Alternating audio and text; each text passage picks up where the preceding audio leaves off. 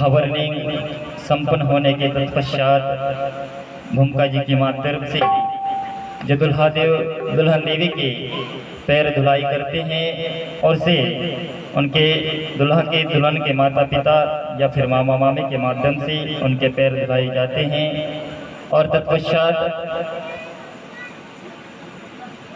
उनको बारी बारी से हम जाकर के आशीर्वाद देते हैं कि नव दाम्पत्य जीवन में प्रवेश करने के लिए हम उन्हें बधाई देते हैं।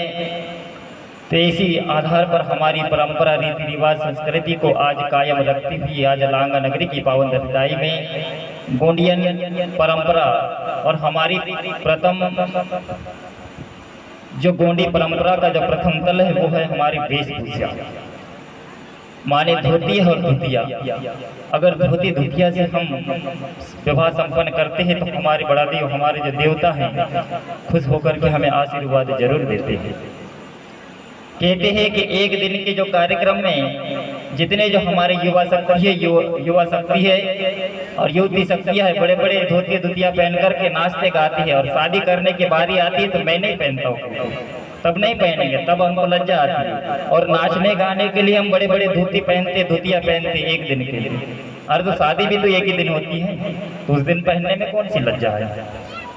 अरे हमारी परंपरा को हम नहीं बनाएंगे, हम नहीं निभाएंगे तो कौन निभाएंगे। अरे जब हमारी संस्कृति नहीं रहेगी, परंपरा नहीं रहेगा तो काय के गोंड, कहाँ के आदिवासी, कोई नहीं पहचानेगा। जैसे पवार समाज के उनकी अपनी कलारी भाषा है तो हमारी गोंड समाज की गोंडी भाषा है, उनके भी अपने आराध्य देव है, हमारे भी अपने आराध्य देव। तो अपने अपने भाषा का संरक्षण करना चाहिए, अपने अपने संस्कृति का संरक्षण करना चाहिए। अगर हम नहीं करेंगे तो दूसरे कौन करेंगे। आज बताओ विदेश से लोग गोंडी भाषा पर रिसर्च कर रहे हैं, जैसे न्यूजीलैंड के वैज्ञानिक आए थे गोंडी भाषा पर रिसर्च करने कि गोंडी भाषा का मिलता जुलता वर्ड अंग्रेजी भाषा से मेल खाता है। अंग्रेजी जो वर्ड है उससे मैच खाता है गोंडी भाषा, और वही गोंडी भाषा प्राचीन है। जो सिंधु सभ्यता की जो लिपि है उस लिपि को गोंडी भाषा में पढ़ा जा सकता है, अन्य दूसरी भाषा में नहीं पढ़ा जा सकता। यह हमारे पुनेम गुरु पैनवासी मोतीराव कंगाले ने अपने पुस्तक में सूचीबद्ध किया है, आप पढ़िए जरूर। उसमें लिखा है जो लिपि लिखी है उस लिपि को हम दाएं से बाएं पढ़ते हैं, इस प्रकार से दाएं से बाएं, तब जाके गोंडी भाषा में इसको पढ़ सकते। तो गोंडी भाषा भी अभी 2-4 दिन पहले 2-4 साल पहले की भाषा नहीं है, अति प्राचीन है। जिस भाषा को आज पशु और पक्षियां सब जानते, पशु पक्षी भी अपने अपने मुखार बिंदु से गोंडी भाषा में बोलते। कुछ कुछ चिड़िया बोलती है ना, अक्को सातु काको पिस्तुल ऐसा कुछ एक चिड़िया बोलता है, और ऐसे अनेकों चिड़िया और अनेकों ऐसे पक्षियां जो गोंडी भाषा बोलते हैं। तो ये गोंडी भाषा कोई बनाई गई भाषा नहीं, प्राकृतिक भाषा है। इस प्राकृतिक भाषा का उद्गम शंभू शेख के डमरू से हुआ था कहते हैं। और शंभू शेख के डमरू जैसे डमरू बजा करती तो उस डमरू से जो स्वर निकाला जाता था वो स्वर जो हमारे वर्णमाला के जो 12 अक्षर हैं अ आ इ ई उ ऊ ए ऐ ओ औ अम आ, यह उद्गम उसी गोविंदानी के स्वर से हुआ। अ से अना यानी कि मैं हूँ, आ से अमोट यानी कि हम सब हुए, ऐसे गोंडी भाषा की रचना। ई से ईमाट, ई से ह्यू माने स्त्रीलिंग, ऐसे गोंडी की भाषा रचना हुई। और वही गोंडी भाषा हमारी प्राकृतिक भाषा है, और उसी प्राकृतिक भाषा को आज हमें संरक्षण करना है, सुरक्षित रखना है। सभी वर्ग समुदाय के लोग अपने अपने संस्कृति का संरक्षण करते हैं, अपने अपने रीति रिवाज परंपराओं का संरक्षण करते हैं, लेकिन आदिवासी समाज एक ऐसा समाज है जो किसी का देखा देखी नकल करके अपने नेम संपन्न कराता है। अरे हमारे खुद के ही अपने ही संस्कार है तो दूसरे के नकल करने की क्या जरूरत है। अगर हम दूसरे की नकल करते हैं तो काहे कि हम कौन कहलाएंगे, बताओ कौन कहेगा आपको। हमें अपने आप को साबित करने के लिए अपनी रूढ़ी प्रथा को मानना होगा, अपने संस्कृति को मानना होगा, अपने परंपरा को मानना होगा, तब जाके हम सच्चे गोंड कहलाएंगे। और गोंड कहने से ये नहीं होता कि मैं गोंड हूँ, हम उस संस्कृति का पालन भी करेंगे, सतमार्ग का पालन करेंगे। हम जिस धर्म को मानते हैं ना, उस धर्म का नाम ही है गोया पुनेम धर्म। और गोया पुनेम धर्म ऐसा कोई बनी बनाई धर्म नहीं है, सतमार्ग का धर्म है, जिस मार्ग पे पूरी प्रकृति चलती है। गौड़ी धर्म एक ऐसी धर्म है जिस धर्म के लोग प्राकृतिक विधि और प्रकृति के क्रियाकलापों को देख करके सब कुछ सीखा और उन्हीं के अनुसार अनुसरण करते हुए जीवन जीते हैं। आज प्रकृति में असंख्य जीव जंतु हैं, वे भी सभी प्रकृति के नियमों को धारण करते हुए उनका पालन किया करते। उसी प्रकार से आदिवासी समुदाय भी उन्हें प्रकृति के समस्त जो वस्तुएं हैं, जो चीजें हैं, हम उनसे लेकर के उनको सेवा भी प्रदान करते, उनसे हमें सेवा भी लेते हैं। इसीलिए कोई अमूरी दीन के समस्त गण जीव जय सेवा का जयकारा लगाते हैं, नारा लगाते हैं। और जय सेवा कोई 8-10 साल पहले की नहीं है, जय सेवा अति प्राचीन है। और वही सेवा आज गवर्नमेंट के सरकारी दफ्तरों में आज भी लिखा है, पुलिस सेवा, अस्पताल सेवा, नर्स सेवा, मतलब हर जगह सेवा का इस्तेमाल किया गया। सेवा मतलब सर्विस, और सर्विस मतलब एक दूसरे को सर्विस प्रदान करना। और वही जय सेवा का गुणगान ही करना ही जय सेवा कहलाता है। एक दूसरे की मदद करना, एक दूसरे की सेवा करना ही जय सेवा का सार है। और वही जय सेवा के अनुरूप आज हमारे इस गांव में गोंडियन परंपरा को जागृत करते हुए, अपनी पुरानी धारा को यथावत रखते हुए और आने वाली हमारी युवा पीढ़ी को हम बताने का प्रयास करेंगे कि कैसे हमारी गोंडियन परंपराओं में विवाह संस्कार हुआ करते थे। जब तक हम उन्हें आंखों से नहीं दिखाएंगे तब तक वो किसी चीज को नहीं मानने वाले। क्योंकि हमने तो बहुत से सुनकर के किसी भी चीज को मान लेते हैं। हमें सुनकर किसी चीज को मानना नहीं चाहिए, कतई नहीं मानना चाहिए। क्यों? जब तक हम उसका निष्कर्ष न निकाले, उस पर रिसर्च न करें, उसका चिंतन मनन न करें, तब तक उस बात को हम कभी न माने। जैसे गौतम बुद्ध ने कहा था, बुद्ध जी ने कहा था कि हनुमान मंदिर में दीपक जल रही है, तो हमने क्या कहा? मान लिया। हाँ, मान लिया। बुद्ध जी ने कहा मानो मत, आप पहले जाकर के देखो उसमें जल रही कि नहीं जल रही।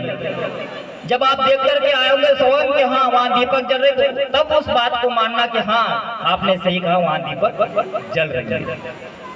तो कहीं ना कहीं मैंने जो बातें आपके सामने रखी हो सकती है वो झूठ भी हो। तो मैं ये नहीं कहता कि मैं सत्य बोल रहा हूँ, लेकिन आप उस बात को रिसर्च करो, चिंतन करो, मनन करो, तब जाके आपको जब उसका रिजल्ट निकलेगा तब आप उसको धारण करो। तो यही तो है हमारी गोंडियन परंपरा और गोंडियन संस्कृति। तो लीजिए, हमारे बीच में दूल्हा दुल्हन के आशीर्वाद समारोह चल रही है। जितने भी जो बरातीगण हैं, जो हमारे रिश्ते नातेदार हैं, जाकर के उन्हें आशीर्वाद देकर के आएंगे। हम लेकर चलेंगे सुंदर सुंदर गोंडी गीत। और इस गोंडी गीत में जो हमारी मातृशक्ति पीत शक्ति है, जिनको भी नृत्य करना है वे कृपया मंच के समीप आकर के नृत्य कर सकते हैं।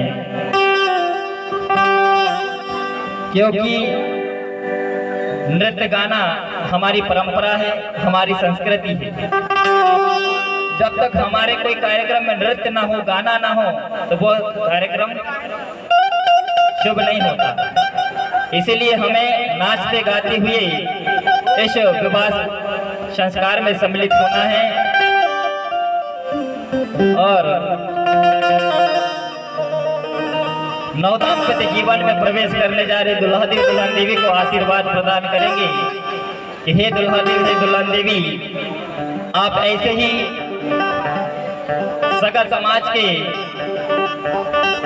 मार्गदर्शक हो। आपने प्रथम कदम उठाई, उन्होंने आपके सामने एक मिसाल कायम किया कि उन्होंने गोंडी धर्म से विवाह संपन्न करने के लिए इच्छुक हुए। तो अपने अंदर से इच्छा जागृत होनी चाहिए कि हाँ मैं गौड़ हूँ तो मुझे गौड़ी धर्म से शादी करना है। अब उनको किसी ने जबरदस्ती नहीं किया कि आप गौड़ी धर्म से करना चाहिए, उन्होंने खुद ही स्वीकार किया कि हाँ हम गौड़ी धर्म से करना चाहते हैं। और क्यों नहीं करें, अगर हम आज करेंगे तो आने वाली हमारी पीढ़ी वो भी गौड़ी धर्म को स्वीकार करेंगे और आगे जाकर के गौड़ी धर्म से विवाह संपन्न कराएंगे। तो बहुत बहुत धन्यवाद उन दुल्हा देव और दुल्हन देवी को, और बड़ा देव से यही कामना करूंगा कि बड़ा रोड अच्छा बड़ा नेली कुड़ी અને તમે તે ડોડા મટ્ટા તે કઈ ગાવ દે અટકા સુકુડી મારા બુટ્ટા ને સગા સમાજ તે દમ ને कीते गाडा बोने ते पेन जनाल ते चवा चुवी थी चप्पई चप्पई इरी ताल आसदान पुरता होना ही फड़ा पेन एंजे को ने नवड़े पेन नवड़ा पेन ता छत्र छाया थी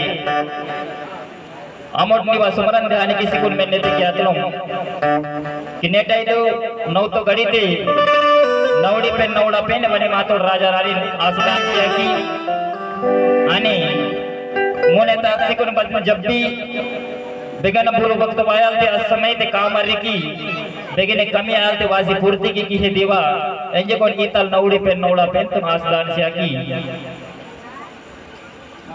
तो चलिए लेके चलेंगे गीत के माध्यम से।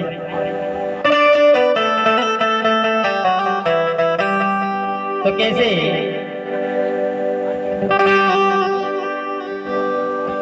प्राचीन काल के समय में हमारी मातृशक्तियां गीत गाया करती थी,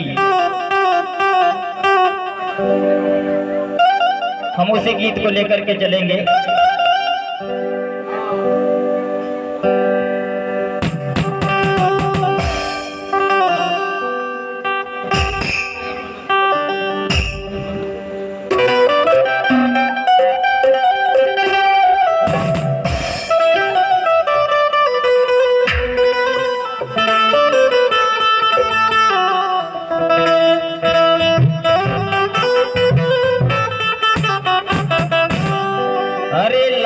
नगरी ता पावन धरती ते सजी माता फला पेने दरबारे बेटा इधर चौक गाड़ी ते हुड़ा नवड़ी नवड़ा न मन ने गया था।